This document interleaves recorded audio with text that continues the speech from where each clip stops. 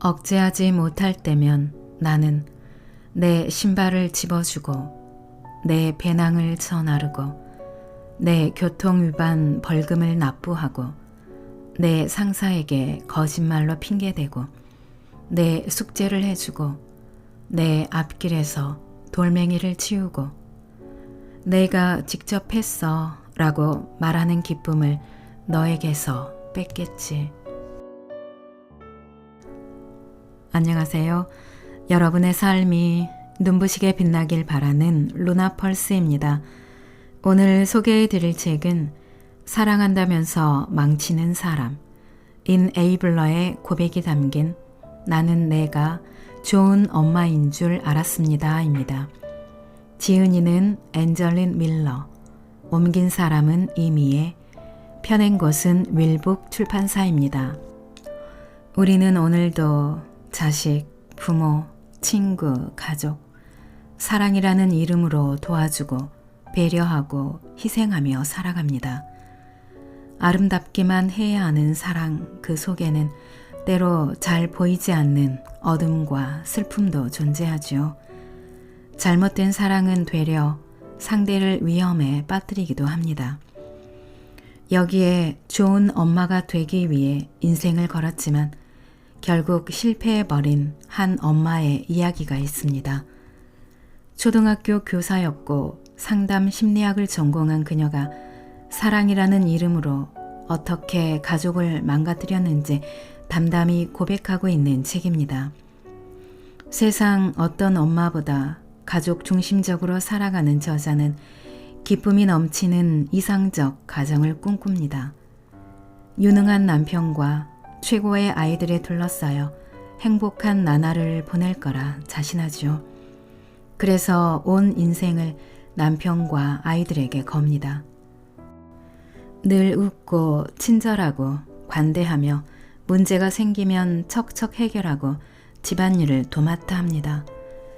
그러나 그 모든 노력은 도리어 가족을 망치고 말았습니다. 습관성 우울 증세를 보이는 남편, 분열 정동 장애 진단을 받은 아들, 불안증과 우울증을 겪는 딸. 왜 그랬을까요? 엄마가 인에이블러였기 때문입니다. 인에이블러란 사랑한다면서 망치는 사람이란 뜻의 심리학 용어인데요. 다른 사람의 책임을 대신 떠맡는 방식으로 관계를 맺는 사람을 말합니다. 부모라면 아이의 실수를 용납하지 않고 대신 해결해주며 독립적 존재가 아닌 의존적 존재로 키우는 사람을 말하고요. 연인 사이라면 불완전한 상대의 빈 곳을 채운다는 명목으로 결국은 자립할 수 없는 존재로 만들어버리는 사람을 말합니다. 이 책은 인에이블러 엄마의 쓰라린 고백과 가슴 아픈 성찰을 담은 자전적 에세이입니다. 뼈아픈 인정으로 시작해 어떻게 하면 인에이블러 프레임에서 벗어날 수 있는지 경험으로 얻은 해결책도 제시하고 있습니다. 이 책은 1988년 초판본 출간 이래 30년간 한결같이 사랑받아온 책입니다. 오늘 제가 낭독해 드릴 부분은 책의 내용 중에서 일부분 읽어 드리겠습니다. 오늘도 책과 함께 편안하고 따스한 시간 되시기 바랍니다. 문제는 나에게 있었다. 인에이블러로서 힘겹게 여러 해를 지내는 동안 나는 뭔가 잘못되었음을 알고 있었다. 삶은 내가 예상한 대로 풀리지 않았다.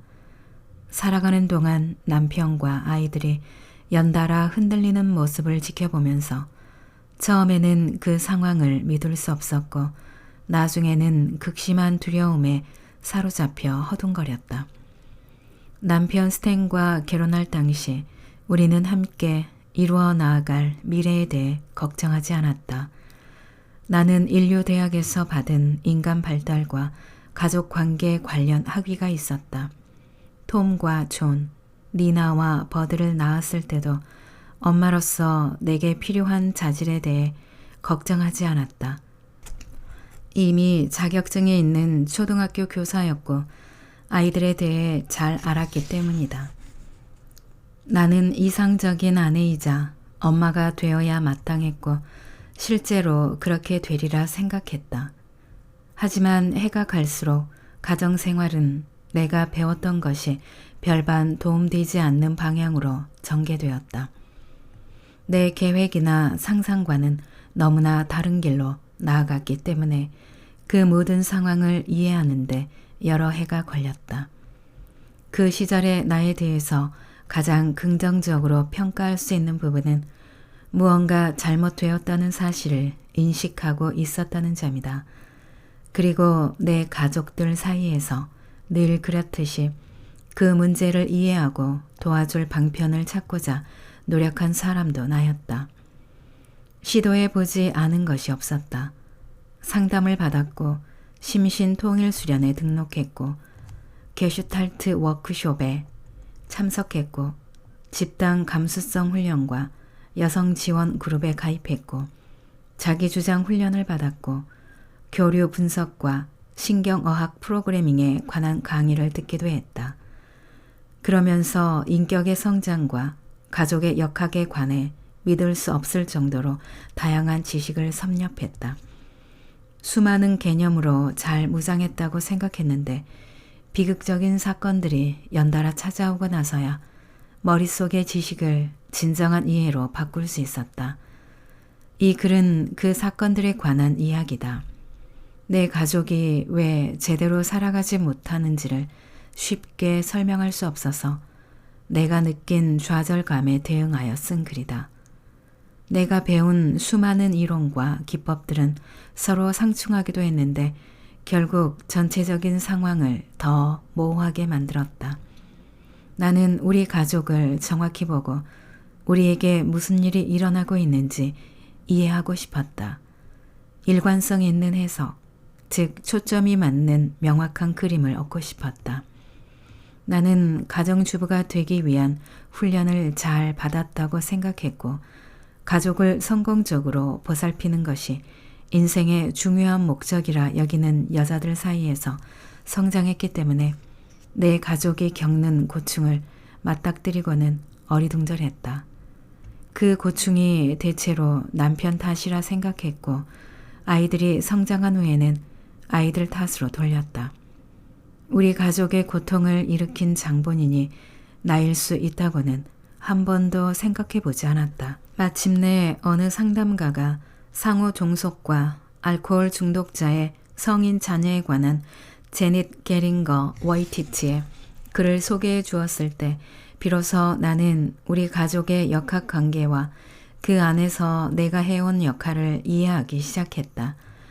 조장이라는 개념을 통해 그때까지 찾아 헤매던 통찰력을 얻을 수 있었다. 그 후 나름의 여러 단계를 거쳐 이해력을 기르고 개인적 치료법을 고안하고 나서 익명 금주 동맹의 12단계와 알코올 중독자 구제회가 제시한 보충 단계를 알게 되었다. 아버지가 알코올 중독자였기에 나는 알코올을 절대 남용하지 않을 남자와 결혼하겠다고 결심했었다. 그래서 알코올 중독자가 있는 가정에서 자라긴 했지만 알코올을 몹시 싫어하는 남자와 결혼했다. 남편은 술을 마시지 않았다. 그런데 그는 발작적으로 재발하는 불안증과 우울증을 겪어야 했다. 스탠과 결혼하고 그의 불안증과 우울증 증세가 처음 나타났을 때는 그저 환경의 변화 때문이라고 생각했다. 내가 쾌활하게 행동하고 잘 도와주고 협조하면 그가 행복과 안정감을 느끼게 되리라 믿었다. 아니면 그가 행복해지도록 내가 상황을 바꿀 수도 있으리라 생각했다. 그는 내 아버지가 주기적으로 술을 마시는 것과 마찬가지로 가끔 우울증에 빠져들었다. 내가 겪는 상호 종속의 패턴은 알코올 중독자의 아내가 겪는 패턴과 동일했다. 아버지가 폭음에 빠질 때면 어머니는 모든 것을 제자리로 돌려놓으려고 허둥대며 다니셨다. 스탠이 우울증으로 발작할 때마다 나도 똑같았다. 전형적인 인에이블러, 알코올 중독자의 관계 유형과 아주 비슷한 관계에 들어선 것이다. 마침내 내가 조장하는 아내, 즉 인에이블러임을 인식하게 되자 나의 조장 행위가 남편에게만 국한된 것이 아니란 사실도 알게 되었다. 그 버릇은 다른 친구들과 가족들에게도 스며들었고 특히 내 아이들을 조장하고 있었다. 조장한다는 것은 내 예상보다 훨씬 흔한 일이고 중독성 물질을 남용하는 경우에만 국한되지 않는다는 것도 알게 되었다. 나와 같은 사람들은 아주 많았다. 다른 사람들의 책임을 대신 떠맡는 방식으로 관계를 맺는 사람 말이다. 알코올 중독자 구제회나 알코올 중독자의 성인 자녀 협회 같은 단체는 알코올 중독자, 약물 남용자의 상호 종속자를 위한 훌륭한 프로그램을 개설해 놓았다. 하지만 이런 프로그램은 다양한 유형의 인에이블러들 중 알코올 중독자와 관계없는 경우까지는 고려하지 않는다. 그래서 인에이블러들은 통상적으로 이러한 단체들에게서 해결책을 찾으려 하지 않는다. 우리 가족 내 역학 관계를 이해시켜줄 유용한 정보를 찾는 동안 알코올 중독자의 성인 자녀에 관한 자료 외에는 거의 아무것도 발견하지 못했다. 우리 같은 부류의 인에이블러, 의존자 관계에 대한 문헌에 빈틈이 있었다. 이 책으로나마 그 틈을 메우는 데 도움이 되고자 한다. 인에이블러는 누구인가? 공중에 떠다니는 먼지 때문에 기침을 해대고 쌕쌕거렸지만 지하실 청소를 끝내야 했다. 새 집주인이 이튿날 이사 올 예정이었다. 방은 곰팡이가 피고 퀴퀴한 냄새가 나는 데다 온갖 쓰레기들로 난장판이었다. 1달러, 2달러 이상 값어치 있는 물건은 하나도 없었다. 그 쓰레기들을 전부 문 밖으로 쓸어내서 불태워버리고 싶은 심정이었다. 지난 2주간 이사를 준비하느라 너무 지친 나머지 팔을 움직이려면 평소보다 2배로 노력해야 했다. 흰 곰팡이가 핀 교과서를 주워서 쓰레기장으로 갈 물건 더미에 던져놓았다. 이번 가을에 대학에 들어갈 책임감 강한 아들 톰의 책이었다. 톰은 18살이었다. 얼마 전에 13살 된 막내 아들 버드는 상자들을 들고 계단을 올라 뒷뜰을 가로질러 트럭에 짐을 싣는 존에게 갖다 주었다. 16살이 된 지 얼마 안 된 존은 셋 중 가장 건장했다. 나는 톰의 도움을 받아 더러운 바닥에 있는 물건들을 입구의 콘크리트판으로 운반하면서 우리가 이 집에서 살아온 횟수에 비해 물건이 너무 많이 늘었다는 사실을 알아챘다. 적어도 절반은 옮길 가치가 없어 보이는 것들이었다. 그래도 계속 물건을 분류했고 대부분은 어디로 갈지 미심쩍은 물건 더미에 던져놓았다. 나는 아들 셋이 나를 도우려고 함께 와주어서 기분이 좋았지만 애들이 자발적으로 온 것은 아니었다. 아빠가 강력하게 명령했기 때문이다. 15살인 딸 니나는 집에 남아서 접시를 풀고 부엌을 정리하겠다고 약속함으로써 그 명령을 피할 수 있었다. 무거운 물건 대부분을 트럭에 실었을 때 버드의 친구 둘이 오더니 버드와 함께 소프트볼 경기에 가도 되는지 물었다. 아이의 주말을 전부 빼앗고 싶진 않았기 때문에 허락해 주었다. 존도 버드와 같이 갔다. 톰과 나는 남아서 일을 끝내야 했다. 얼마 지나지 않아 톰 쪽에서 투덜거리는 소리가 들렸다. 그 애는 남아있는 스탠의 연장들을 큰 상자 속에 던지면서 화난 목소리로 물었다. 왜 아빠는 여기 와서 우리를 돕지 않는 거야? 사실 스탠에게 내가 새 집에서 상자를 풀고 정리하는 동안 예전 집 지하실을 청소해 주겠느냐고 진작 물어보았다. 나는 월요일에 다시 직장에 나가야 했다. 6 식구가 사는 집을 정리하려면 시간이 많이 필요할 텐데 다시 일하러 가기 시작하면 집안을 정리할 시간이 저녁밖에 없었다. 연차 휴가를 이사하는데 다 써버려서 쉴 시간도 전혀 없었기 때문에 나는 이미 울적했다. 스탠은 지하실 청소를 하지 않겠다며 거절했다. 내가 이사하는 걸 얼마나 싫어하는지 잘 알잖아. 돌아가서 그 집을 다시 보면 기분이 몹시 고약해질 거야. 그는 이렇게 말했고 나는 이해했다. 이사를 하면 스탠은 우울해졌다. 그는 여러 물건, 그 중에서도 특히 집을 내놓는 걸 몹시 힘들어했다. 그가 그날 도와준 일이라고는 아이들을 일찍 깨워 나와 함께 가도록 만든 것뿐이었다. 톰에게는 이렇게 말할 수밖에 없었다. 아빠가 이사를 얼마나 싫어하시는지 알잖아. 이 집에 돌아오면 우울해질까봐 걱정하신 거야. 톰은 입을 꾹 다물고 일을 계속했다. 지하실은 어둡고 답답하고 더러웠다. 톰이 너무 기분 나빠 보였기에 결국 나는 이렇게 말했다. 엄마 일은 거의 다 끝났어. 넌 남은 짐을 트럭에 싣고 새 집으로 가지 그러니 내가 마저 끝내고 갈게. 남은 일이 3시간이나 더 걸릴 정도로 많아 보이진 않았는데 4시가 넘어서야 새 집에 차를 주차할 수 있었다. 스탠과 니나, 톰이 자전거를 타러 나갔다고 적힌 쪽지가 냉장고에 붙어 있을 뿐이었다. 니나가 정리하겠다던 접시들은 아직 상자 안에 고스란히 들어있었다. 커피 마실 물을 끓이려고 냄비를 찾으면서 오늘 하루가 다 가기 전에 다시 한번 힘이 솟구치기를 바랐다.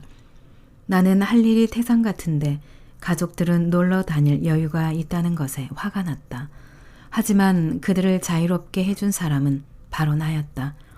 나는 분노라는 감정을 무시했다. 그들이 문으로 걸어 들어오는 순간 그 분노가 사그라지리라는 걸 알았기 때문이다. 나는 가족을 사랑했다. 여러모로 우리는 독특한 가족이었다. 겉으로는 다른 가족들과 별다른 차이가 없어 보였는데 특히 아이들이 어렸을 때는 더 그랬다. 아이들이 커가면서 우리 가족의 상황을 봐서는 도저히 설명할 수 없는 많은 문제가 각자에게 일어났다. 가족이라는 단일체가 구성 부분들보다 더 조화로운 것이 문제였다. 가족 관계 안에서 아이들은 제 역할을 아주 잘했지만 왜 그런지 바깥 세상에 대처하기를 어려워했다. 우리 가족은 친밀하고 서로를 배려하며 감정적으로 힘든 순간이나 시련이 닥쳤을 때 서로를 지지해 주었고 여러 가지 활동을 함께 했다. 이런 특성 때문에 우리를 자기 가족으로 삼고 싶어 한 사람들도 있었다.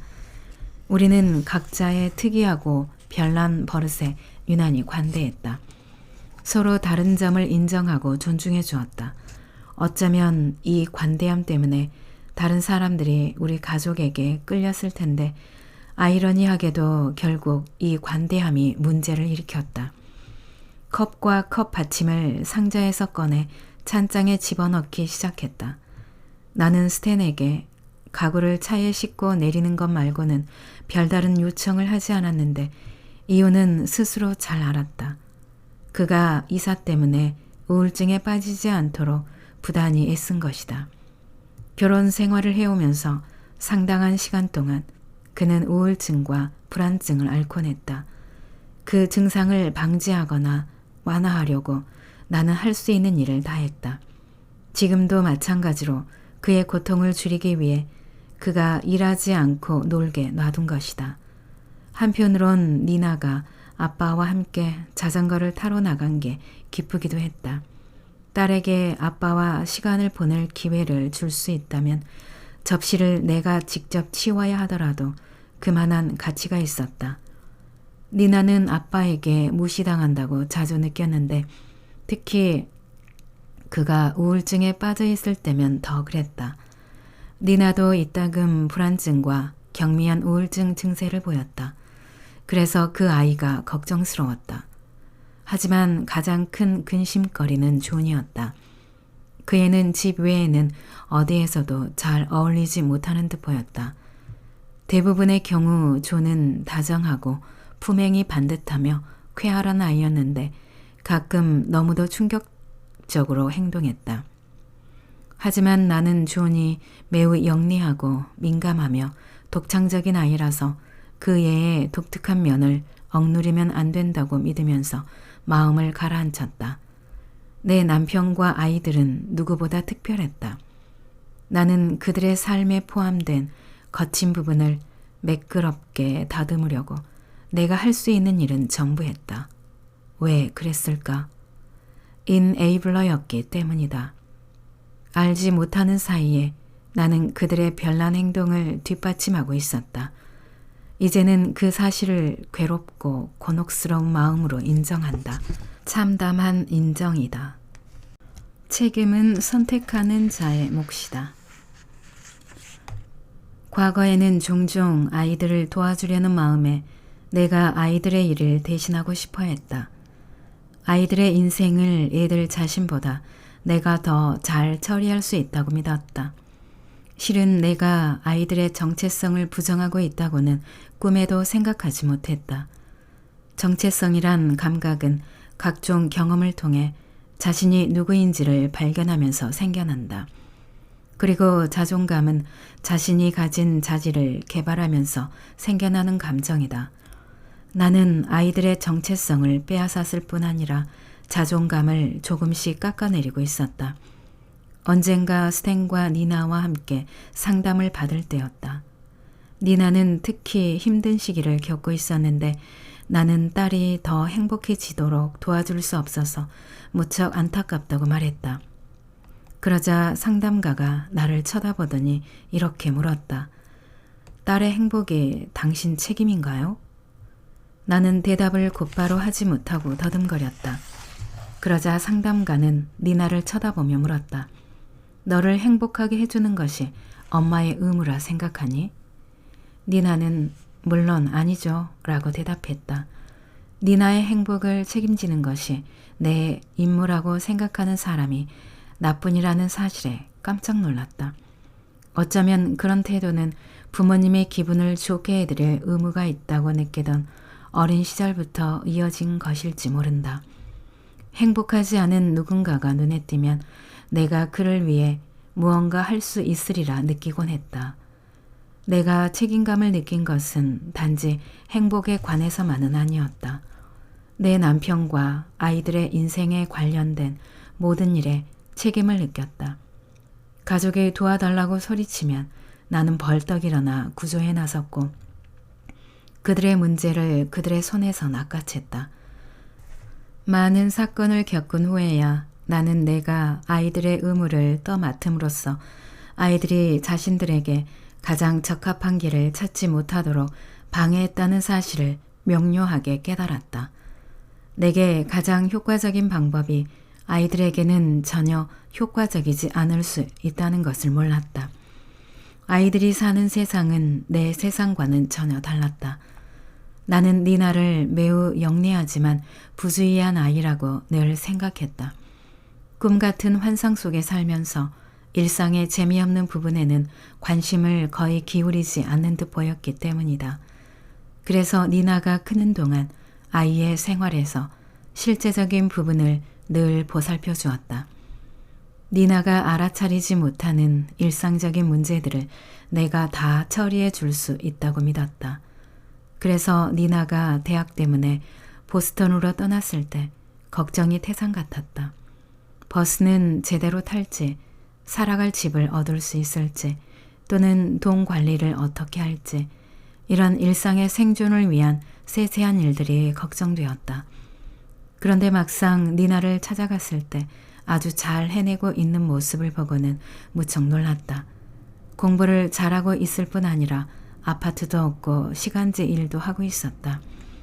내가 보스턴에 머무는 동안 우리는 기차를 타고 뉴욕에 가기로 했다. 기차역에 도착하자 니나는 기차 시간을 확인하러 갔다. 게시판을 보면서 아이가 너무 어리둥절한 표정을 짓고 있어서 나는 게시판을 읽어주려고 아이 옆으로 갔다. 그러고는 니나에게 처음 도시에 왔을 때는 어떻게 했느냐고 물었다. 니나는 대답했다. 엄마가 옆에 없을 때는 내가 잘 알아낼 수 있어. 그런데 엄마가 옆에 있을 때는 엄마가 훨씬 효율적으로 하는 것 같으니까 엄마가 하도록 내버려 두는 거야. 니나는 내가 옆에 있으면 자신이 무능하게 느껴진다고 고백했다. 이 말을 듣고 나는 큰 상처를 입었다. 다른 부모들도 그렇듯이 나는 내 아이들의 스스로를 자신만만하고 유능하다고 느끼며 성장하기를 바랐다. 그런데 오히려 내가 바깥 세상의 고충거리에서 딸을 보호하려고 했으며 오랜 날들을 보내온 것이다. 딸을 한 사람으로부터 지켜주지 못했는데 그 사람이 바로 나였다. 인에이블러들이 걷지 못하는 사람들을 위해서 모든 일을 대신해주고 알코올 중독자들을 뒷바라지하고 침대에서 일어나기를 거부하는 사람들을 위해 하녀 노릇을 한다면 의존자들은 인생에서 자신의 운명에 대처하기 위한 수단을 개발하기 어려워진다. 의존자들에게 그들의 인에이블러들은 극복해야 할 또 다른 장애물, 어쩌면 가장 큰 장애물이 되어버린다. 스탠의 우울증은 현대사회에서 비교적 흔한 병이다. 우울증 성향이 있다는 것은 그의 인생에서 고려하고 이해하고 수용해야 할 한 가지 요인이지 결정을 내리는 책임을 면제하기 위한 구실로 삼아서는 안 되었다. 내 자녀들을 포함해서 모든 사람이 그렇듯이 스탠도 자기 성향을 받아들이고 인정해야 했고 자신의 삶이 현실 세계와 조화를 이루도록 필요한 조정을 해야 했다. 나는 스탠의 우울증을 완화하지 못해 큰 좌절감을 느꼈지만 결국에는 스탠의 우울증을 다루는 것이 내 일이 아니라 남편 자신의 일임을 깨달았다. 내가 어떻게 하든 그가 받아들일 준비가 되지 않은 감정을 느끼게 만들 수는 없었다. 그가 어떤 일을 할 때는 자기 나름의 이유가 있어서였지 내 나름의 이유 때문이 아니었다. 내게는 아들의 병이나 남편의 우울증을 통제할 능력이 없었다. 결국에 나는 가족 구성원 각각이 독자적이고 매우 상이한 개인이고 나를 연장한 존재가 아니라는 사실을 받아들여야 했다. 그들은 내가 선택한 대로가 아니라 자신이 선택한 대로 살 권리가 있다. 내가 스스로 자립하고 나 자신의 욕구를 충족시키면서 오히려 내 가족의 삶이 향상되었다니 신기한 모순이 아닐 수 없다. 낭독은 여기까지입니다. 여러분의 구독과 좋아요, 댓글은 저에게 큰 힘이 되는 거 아시죠? 오늘도 끝까지 들어주셔서 감사합니다.